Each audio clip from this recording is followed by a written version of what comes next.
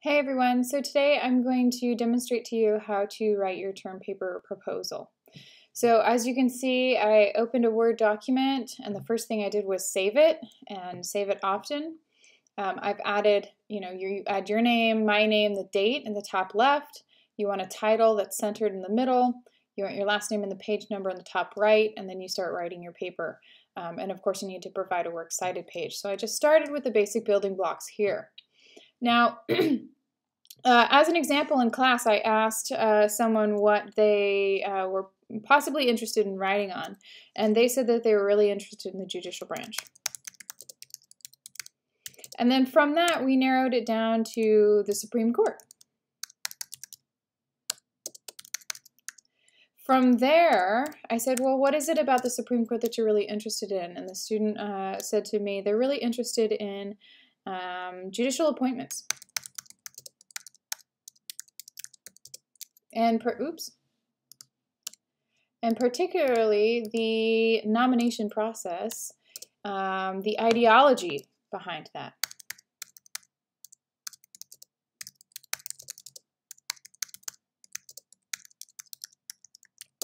So now we have a narrow topic. See how we went from something very broad, the judicial branch, and then we slowly narrowed it down?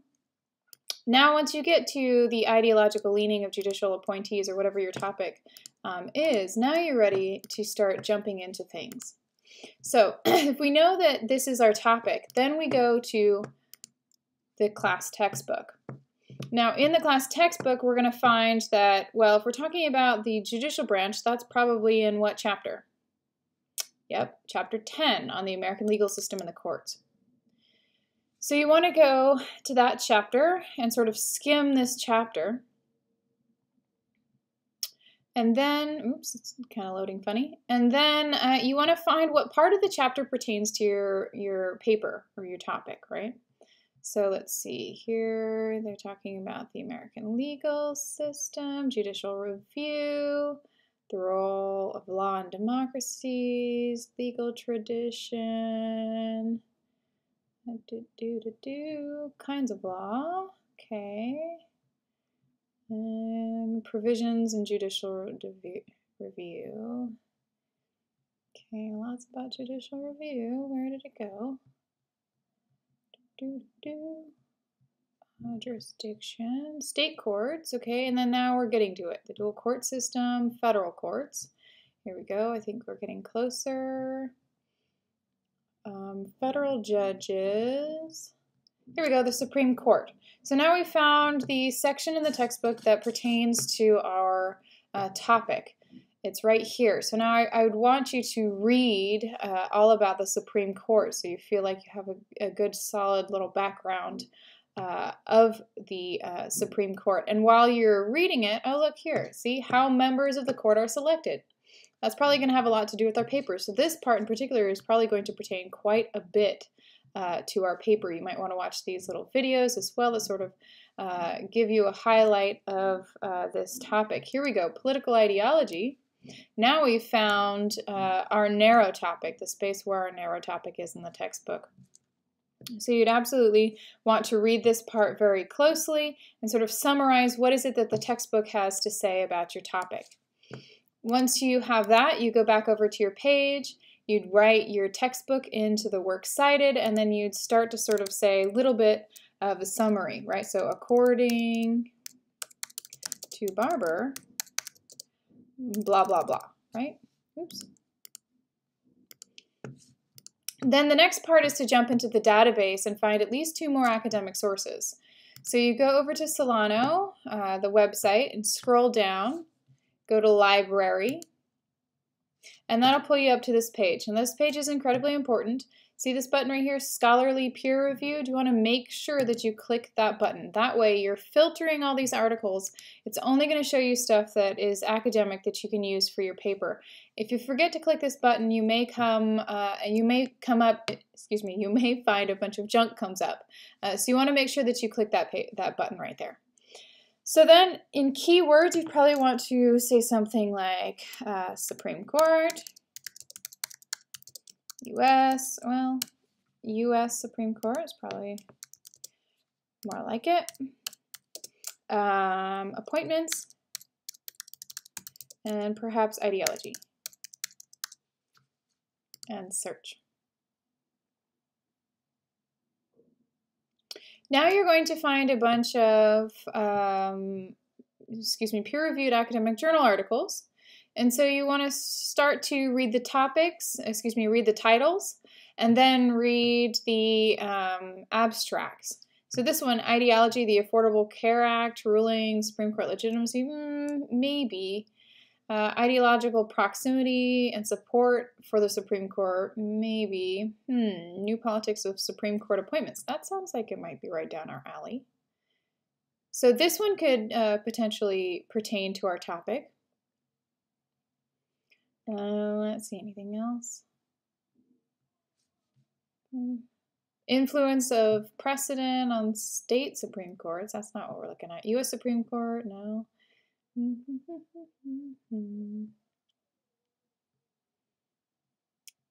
So it takes a little while to sort of learn how to filter through in here, but you'll get the hang of it. It just takes practice. That one, though, did absolutely look like it pertained, and you'll find more of them as you start to narrow your terms. Once you start to put in different terms into the search bank, into the search box, you will be able to sort of filter them out quite a bit better. But it just takes time to sort of decide what your specific terminology is that you're looking at. So here we go. The new politics of Supreme Court appointments. That could be a good one. So you want to open this up. Let's see. It looks like full text. We want to read the full text. So you click on that. Oh, let's hope this works. Nope.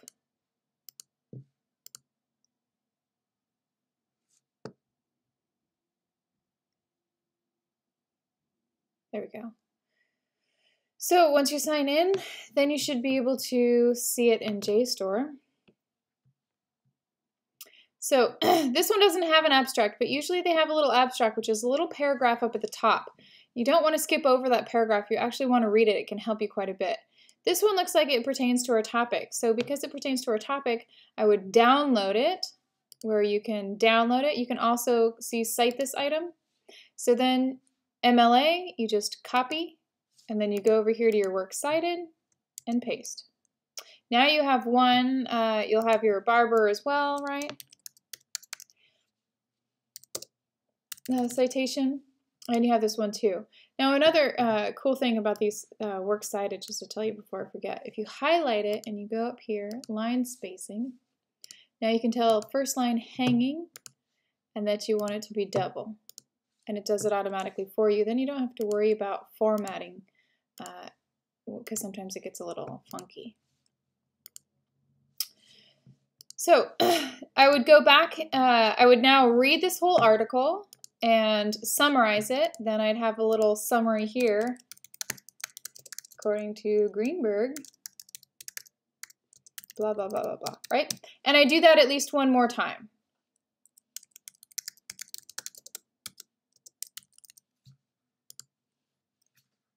Right, X citation. So once I get that far, then I want to go back and I want to start writing a research question. Right? What is it about these nominations that I'm really interested in? And you might say, well, about the ideological leaning of judicial appointees, when, let's say, perhaps, when do presidents nominate liberals, or when do presidents nominate conservatives, or when do liberal presidents nominate moderates, etc. You can sort of play with it however you want. It takes a little while to sort of refine the question by editing it a bunch. What we came up with in class was, what are the conditions under which presidents nominate moderate nominees to the U.S. Supreme Court? Oops. So now we have a research question. What are the conditions under which presidents nominate moderate nominees to the U.S. Supreme Court? So then we wanted to identify potential factors. What do we think those conditions might be? When would a president nominate moderate nominees to the U.S. Supreme Court? So we start thinking of it. We may also be informed by what we've read so far and come to the conclusion that perhaps unified versus divided government has an effect.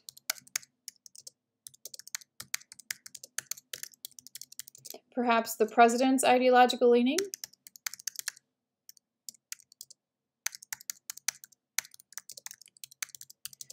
Perhaps term in office, etc. So then we want to identify our methods. That's how we're going to answer the research question. How are we going to answer this? Well, it may be the case that we can go back in time and conduct a longitudinal analysis in order to identify any trends across time and space, right? So perhaps longitudinal analysis of last X number of presidents and their nominees, right? Now we need to begin writing a working thesis. The working thesis statement should be a direct answer to the research question. So if our research question is, what are the conditions under which presidents nominate moderate nominees to the U.S. Supreme Court?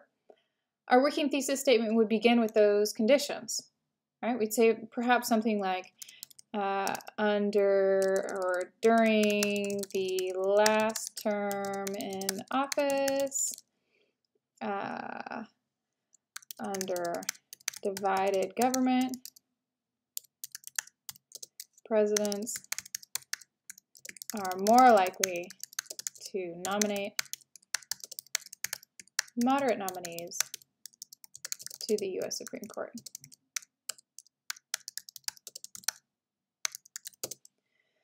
Now we have all the basic building blocks. We have our topic, it's narrow, we have a good research question, we've identified some factors that will help us respond to that and the methods in which we're going to employ those factors.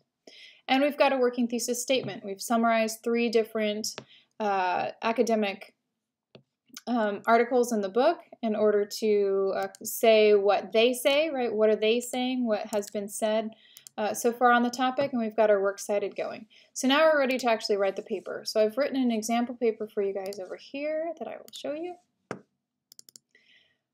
It's time to put it all together. So when you put it all together, it should look something like this. Again, you have MLA formatting with your name, last name and page number at the top, your name, my name, the class, the date at the top left. Your title should be informative, right? Paper proposal is not good. It's not telling me anything, right?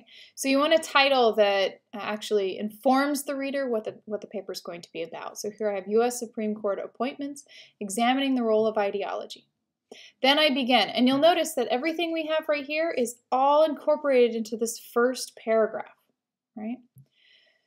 So the first thing I do is tell you why this topic is important, right? I introduce it and sort of get you hooked. Why should you keep reading this paper? Why? What am I going to contribute to your understanding that will be beneficial to you from having read my paper? I also include the research question, methods, and working thesis. So here we go, the introduction. Judicial nominations are one of the most important roles of the presidency. Statistically speaking, 2-term presidents average 3 nominations to the U.S. Supreme Court during their term in office. Judicial appointments determine the ideological makeup of the bench, and the nominations can potentially skew the whole court in one direction or another. The ideological composition of the bench has a very long-lasting effect on judicial decision-making. As the last Court of Appeals, the Supreme Court decisions are binding on all of the states. Therefore, the ideological composition of the bench is extremely important. There, I've introduced the topic to you and told you why the topic is so important. This paper confronts the research question, what are the conditions under which presidents nominate moderate nominees to the U.S. Supreme Court? Employing a longitudinal and comparative analysis of the last 53 Supreme Court nominees and their presidents, this paper finds that during the last term in office under divided government and moderate identification, presidents are more likely to nominate moderate nominees to the U.S. Supreme Court. So I've also told you my research question, my methods, and my thesis statement, all there in the first paragraph. The next part is to start summarizing what you've found so far, what they say. So what has already been said about this topic? What is going on? What's the conversation currently occurring in that field? And so you're going to begin to synthesize those three sources you found, right? So the role of political ideology in Supreme Court nominations remains highly controversial. According to Greenberg, a nominee's advocates make his case in an ideologically neutral language of merit, as if the candidate's views had no bearing on his selection. The reason for the emergence of political neutrality in nomination dialogue is a result of the expansion of presidential powers, growing frequency of divided government, and the rise of identity politics and culture of scandal. According to Barber, although presidents want to appoint well-qualified candidates to the court, they are constrained by their desire to find candidates who share their views on politics and the law. While the media covers nominations as an ideologically neutral practice, an examination of the practice demonstrates that it is a very ideologically driven practice. So see how here now I'm trying to begin to synthesize what I've found about the topic so far. And so I continue to do that until I've synthesized together at least 3 different points. Then in the conclusion, you sort of want to bring the synthesis to a main point and restate your thesis. You also want to identify any potential limitations to your study, which I do here at the end, right? So now again, here I'm sort of retelling you what I'm doing and how I'm doing it, what I'm finding, and then I tell you the limitations of my study. So the limitations of my study are really how far I can generalize my findings. So I say that this finding is limited to the American political system within the last 90 years. And I say the last 90 years because I've decided that I'm going to cover the last 53 Supreme Court nominees and their presidents, which when put on a time frame, you can see is about the last 90 years. So if I'm only focusing on California politics, right, I couldn't apply my findings to, let's say, the whole federal government or the state of Texas, etc. So it's really just your limitations are how far you can generalize your findings. Then, of course, the last portion is to provide the works cited page. So here I have the works cited with my 3 academic sources. Now, this paper proposal is really the first 2 pages, as you've seen, of your paper. You are demonstrating that you can identify a topic, that you can construct a good research question, that you can find and synthesize academic sources to confront that research question. And then the next step is going to be conducting your own research, building upon this to include the I say portion. So for now, for your proposal, it's the first 2 pages of the they say, right? It's the basic building blocks. It's the backbone of your term paper. Of course, if you have any questions, please send me an email. I'd love to discuss with you and help you refine your paper so that you all enjoy this assignment and learn a lot from it.